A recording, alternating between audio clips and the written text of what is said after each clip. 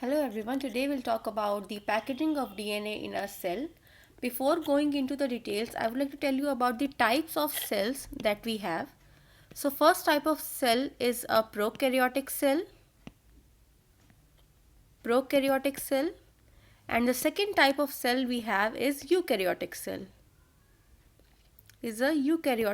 cell. If we talk about prokaryotic cell, these type of cell do not have a well-defined nucleus and nuclear membrane.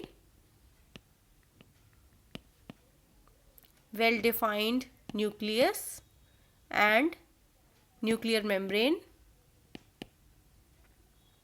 On the other hand, eukaryotic cell have a well-defined nucleus and nuclear membrane. So if prokaryotic cell do not have a nuclear membrane, they have a region in a particular cell where the nuclear membrane is not there, but the nucleus material, which is the genetic material, is concentrated here. Genetic material is concentrated here.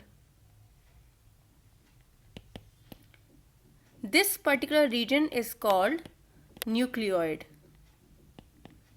In this, how the DNA is being packed in a prokaryotic cell, first we will study about this and then we go into eukaryotic cell.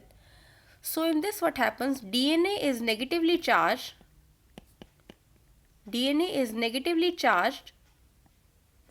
which is wrapped around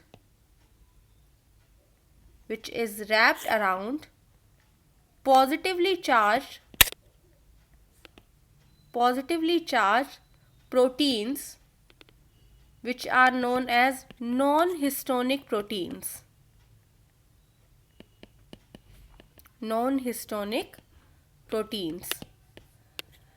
Why DNA is being negatively charged? Because as you can recall from our last video, DNA has a phosphate group which has a negative charge around it. That is why DNA has a negative charge.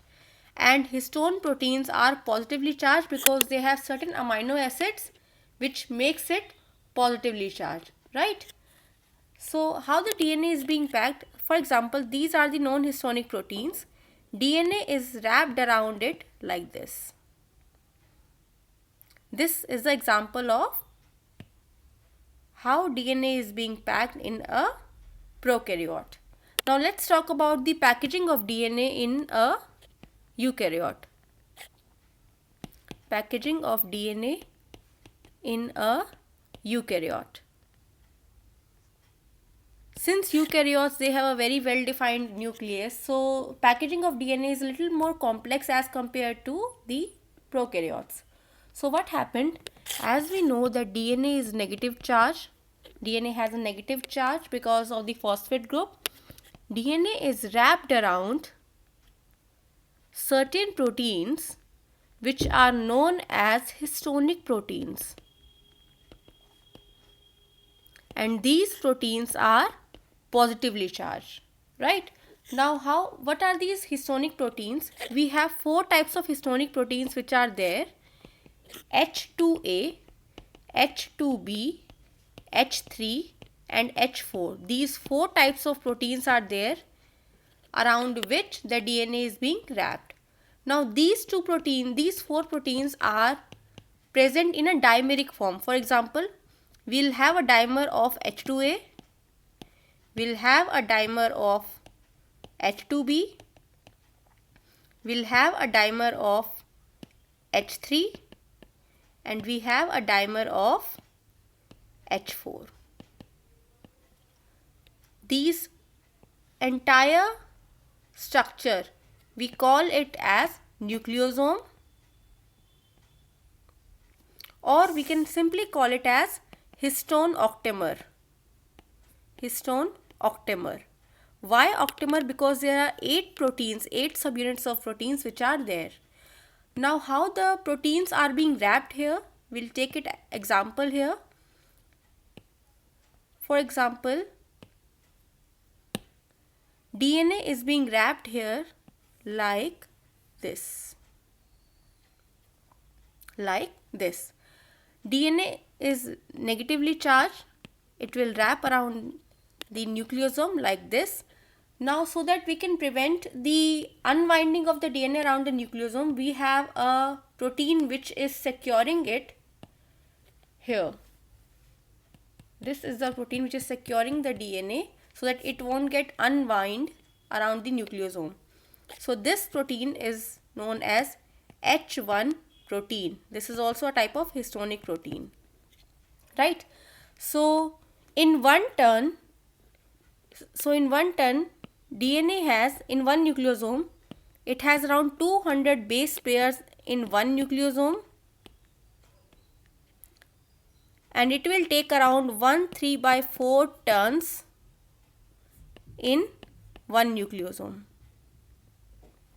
Not complete 2 turns, but 1 3/4. This is the first complete turn and this is the rest 3/4 turn. Right? I have talked in this video that histone proteins are positively charged. So what is the reason behind it? Positively charged. The reason behind this, as we know that proteins are made up of certain subunits which are known as amino acids. So histone proteins have repeated units of lysine and arginines. These are the two amino acids which are positively charged. So histone proteins are very rich in these two types of proteins. So in these two types of amino acids. I hope you understand the packaging of DNA in eukaryotes as well as prokaryotes. If you have any other question, you can write your question in the comment section. Thank you so much for today and have a great day.